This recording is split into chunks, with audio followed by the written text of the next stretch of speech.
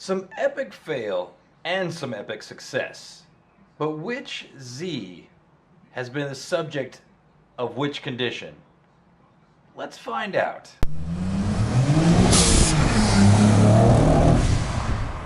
These last couple weeks, driving the Z on a more regular basis has been very eye-opening to me and actually really good for it. As you know, it's been a process trying to get it to where I was driving it more regular, more often, and since that time I have realized that there's a couple things that could be tweaked to make it run a little bit better, and there's a couple things that we can actually put on the car to help it run a little bit better. I'm going to cover some of those things, but first I want to talk a little bit about this guy. Last time you came in, I had just put the timing belt on. Everything was good to go. I needed to get the covers on. We had some audio failure. You guys know what's up. Anyway, I ended up taking the covers off of my VG sitting over here.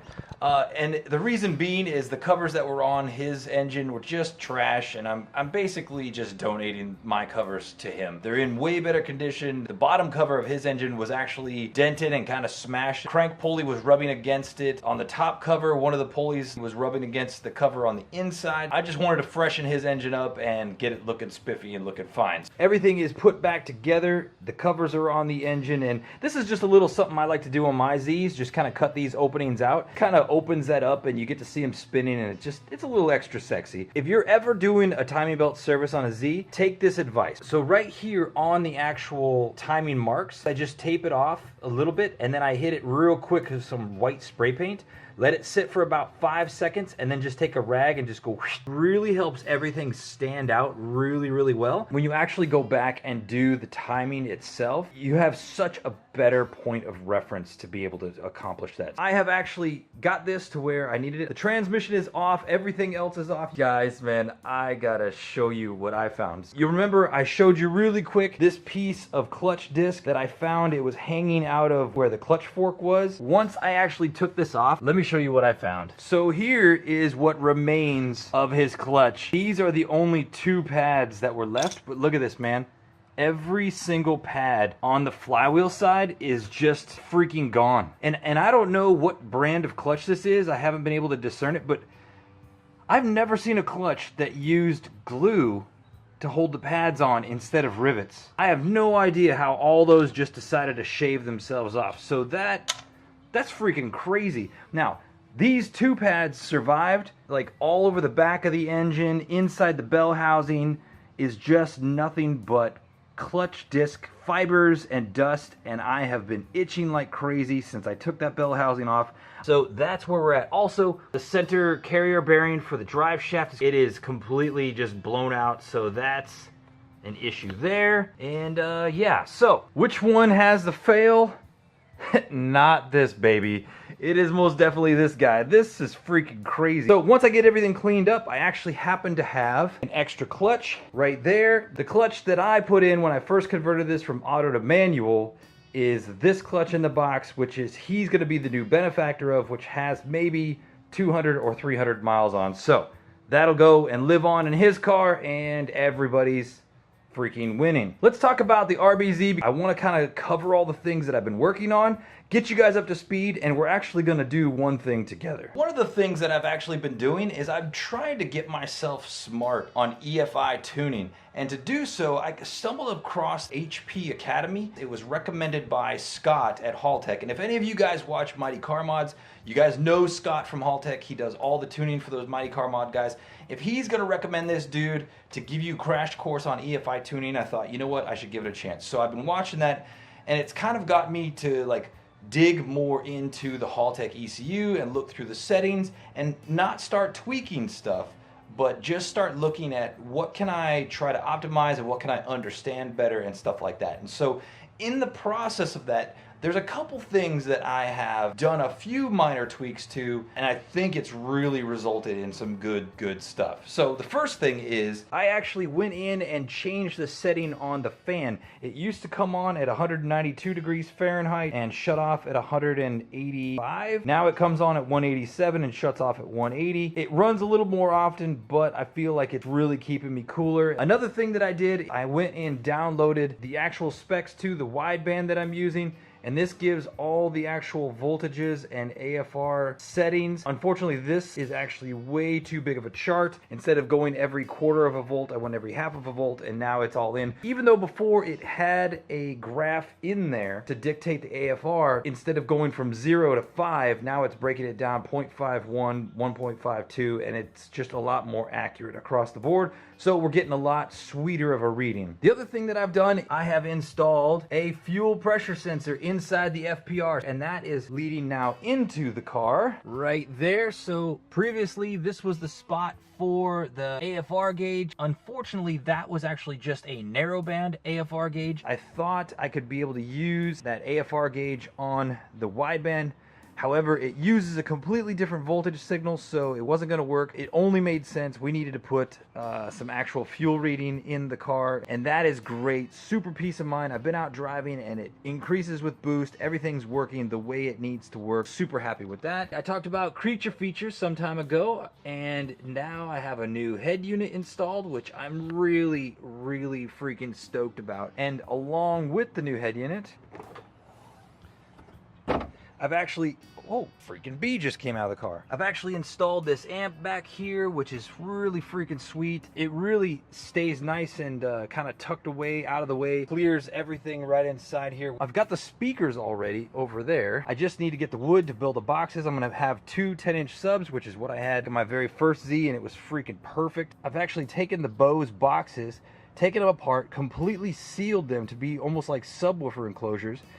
There's tweeters up here in the hatch. Using those factory Bose boxes, these are actually 6-inch subs. Freaking, yeah, man, got the tunes in the car now. Really, really excited about that. Additionally, man, you can never be too cautious, too safe, so I have also installed a fire extinguisher. It's somewhat discreet, it's out of the way, and it's within a perfect arm's reach of me. I don't often have passengers, and if I did, I think if this person scooted forward just enough, they could still get their feet down there, and it shouldn't be of any consequence. But yeah, man. Additionally, underneath the car, I have put in some extra tacking on the brake line that runs from the back to the front, or the front, yeah, technically the front to the back. Lots has been going on, lots of little tiny things that are making the huge difference. One thing about this fuel pressure sensor, I will also be teeing off the wires and eventually be wiring those into the Haltech ECU so we can have some additional coverage for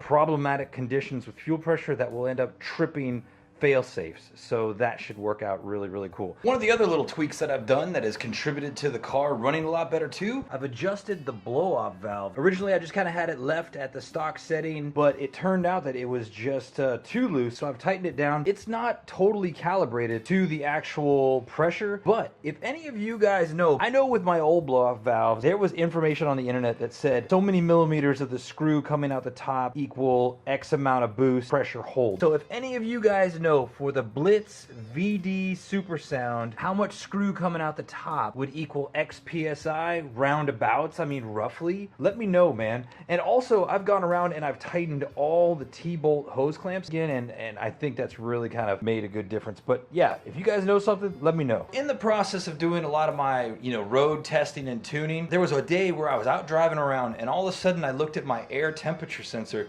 and it said that my air temp was like 146 degrees or something crazy like that. And I'm like, how the heck is that even possible? So I started doing some research and I found out something really wild and really wacky. This is the air temperature sensor right here, and this is the coolant temperature sensor right here. The reason why I point those two out is because Nissan actually uses the exact same temperature sensor between the two.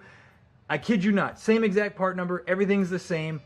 One's measuring coolant, one's measuring temperature. Let me take this out and talk about the problem with this design. All right, so check this out, right? So you have this metal nose, and this is what, basically heats up and cools down, but it's directly attached to the actual chassis of the sensor itself. If this metal right here is getting hot and heat soaking through the threads, then thereby affecting the actual sensor itself, that's how we're hitting 146 degrees on our air temperature, man. So how do we fix that. There are a few different air temperature sensors out there. There's ones that are sold by Haltech, GMs. There's all kinds of sensors out there. The problem is the fitting inside there is a very particular size and thread, and all those other sensors, the Haltech, the GM, all those other ones require you to tap that hole in order for them to fit. However, come to find out, there is one sensor this company sells right here, NZEFI. It's another New Zealand company. After I did my research, I found that it's for a Land Rover or a BMW 3 Series, and you could easily just buy the sensor. However, the problem is you don't get this technical data to be able to put into the actual Haltech. Here is the sensor, and this is why it's superior and why it's so much different. So you could see how the sensor itself is plastic, and it has these slits in it so that air can actually get to the sensor for the actual trigger for the sensor. Because it's plastic, it's not attached to the chassis, so all the heat that may soak into this won't directly soak. Now there's probably still going to be some degree of heat soak that occurs, but definitely not like the other where it is all one piece. So we are going to switch this sensor into the RB. Once we get this threaded in there, we're going to have to get the plug changed out. The plug here is definitely different than the plug right there. In this kit that I got, it's all included for this type of sensor. I'm going to get this in there, get it wired up, and once I do that, we'll meet back up on the actual Haltech where I can put the values in, and yeah, should be good to go.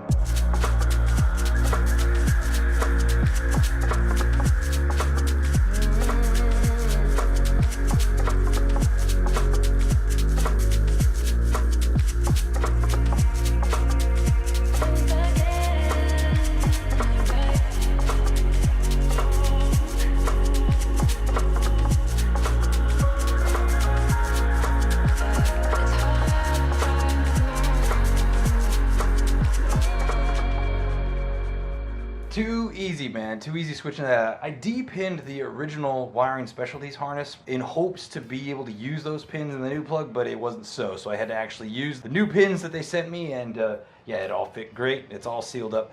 I'm gonna go ahead and hold on to this guy. Now let's go ahead and go in and change the values in the computer, and everything should be calibrated and ready to go for this new sensor. One other thing I did really quick, it doesn't sound like too much, but it, you know, every little bit helps.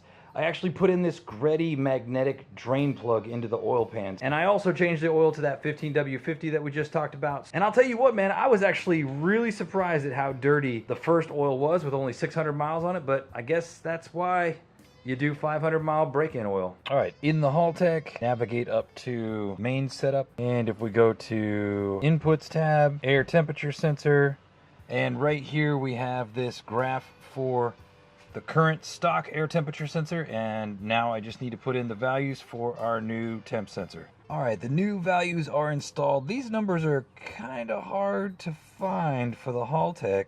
So I could only go from 284 degrees, which if I'm hitting that, we've got some serious problems. And I went to the first negative Celsius number, which ended up being 14 degrees for us. Again, I'm not gonna experience either one of those. If I experience that, I'm dying. If I experience that, something terrible is happening in the world if Hawaii is that cold. So I just need to save, and then let's give it a startup. You could already see it's getting a way more accurate reading because this value was dropping fast, and it's still dropping because it's pulling a way more accurate reading. I'll bet if I actually suck some air in.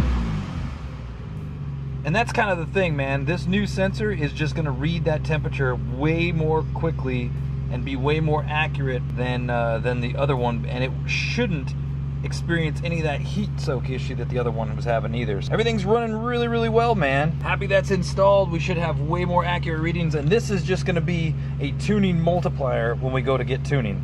And speaking of which, I got some really good news. That is freaking awesome.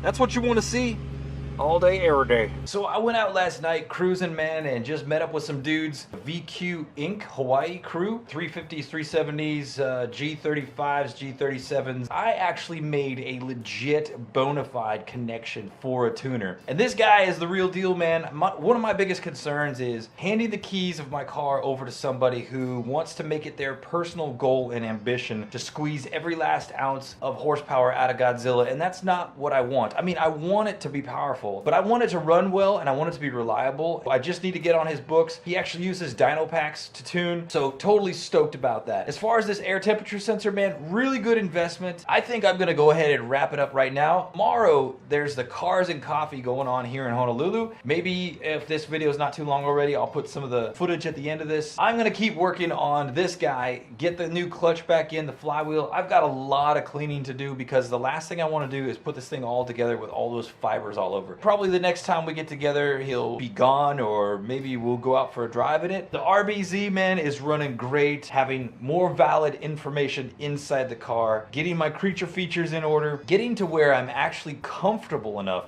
to drive the car and listen to the radio and not be so concerned about listening to the engine and everything else that's going on around there. Anyway, amici, that's all I got for you now. Ciao tutti and aloha. Bye-bye. Oh, baby, just check the mail. Bam. Oh, yeah. But we'll save that for next time. Pretty sweet event, man. Amazing turnout. Lots of freaking good cars here. Everything from imports to domestic to exotics. Let's take a look at some of the cars that are out here. There are quite a number of Skylines and just really, really sick JDM goodies to be found.